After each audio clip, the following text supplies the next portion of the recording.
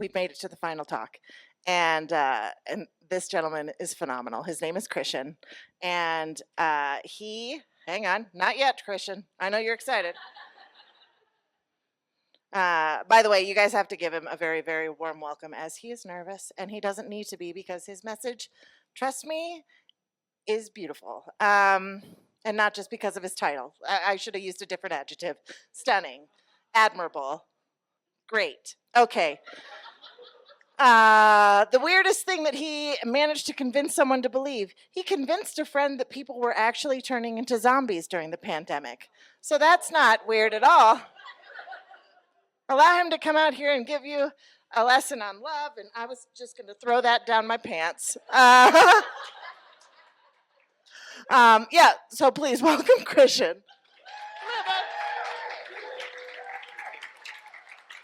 Hello, everyone. I'm appreciate you all coming out tonight.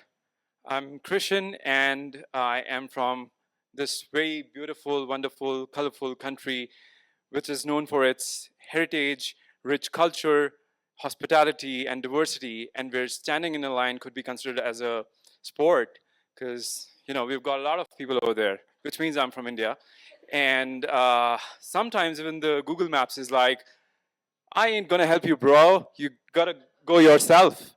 And sorry, the slides are going really slow. So, anyways, going ahead. I got here in 2019 for my master's, and while I was still in India, I knew that I was going to join a class of 120 students, and I was really stoked about it. I thought, I was going to meet people from various cultures, ethnicities, maybe different countries, and probably going to learn a language or something. At the time, I was trying to learn Spanish, so I was really excited. And when I got here, to my surprise, out of 120 students, 99 were from India, and I was like devastated. I was like, oh my God, I'm back home. But eventually it was fine because, I got to learn a lot of things from a lot of brilliant people there. And I also got to know that it's very common for all these universities to have, Indian students for the technical engineering programs. So there's a picture of me that's maybe it's already showed up. It's a picture of me kind of doing the motorboard toss with my COVID mask, because it was during the pandemic. So it was me celebrating all by myself. Anyways, so I get asked two questions a lot ever since I got here. So the first question that people ask me is, what is the biggest cultural shock that you've gotten ever since you got here? And I say that, when I was in India, if I would meet someone that I've, like an acquaintance, right? And I would just say hi to them, and by the end of the conversation, I would tell them that, just come over for dinner sometime. And that's totally out of habit, and they know that, like, they don't take it literally. And recently, I met with a, old acquaintance of mine at a grocery store, and I told him the same thing by the end of the conversation. Why don't you come over for dinner sometime? And the next thing he said was, when? And I was like, oh my God, what did I do? And uh, more so because, like, my schedule was pretty tight, and but I tried to be, I'm supposed to be hospitable, and I tried to be a good host. So I invited him over for dinner, and my family prepared some good Indian food for him. So I think he was happy by the end. The second question that I get asked a lot is, what is the most unique thing that you've seen in US ever since you've come here?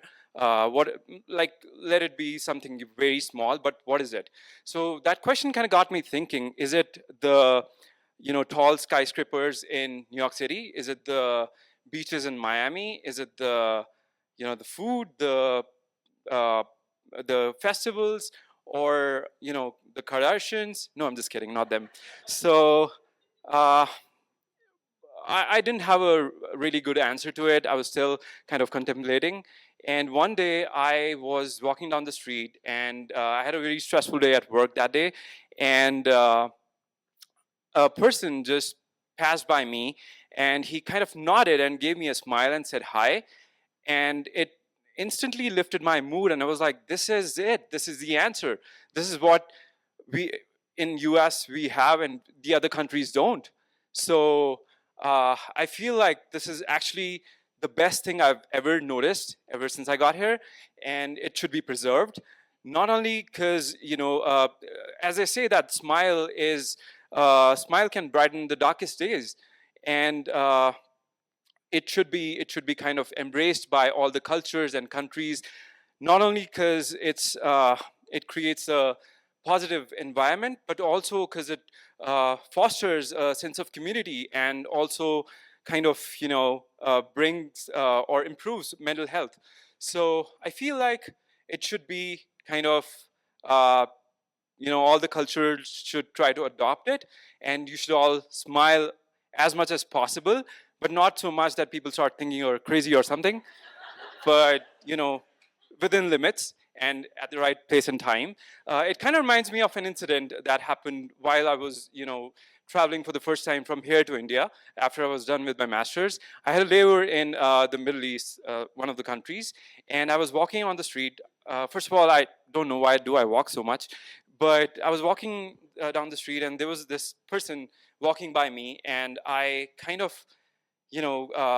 out of this new habit, gave them a smile and said hi to them.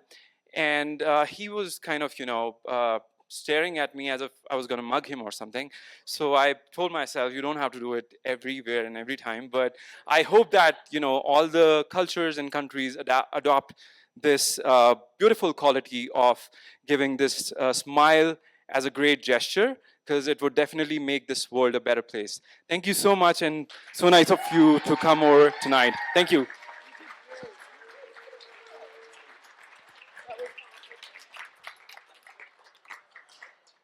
I'll take things that I take for granted for 100.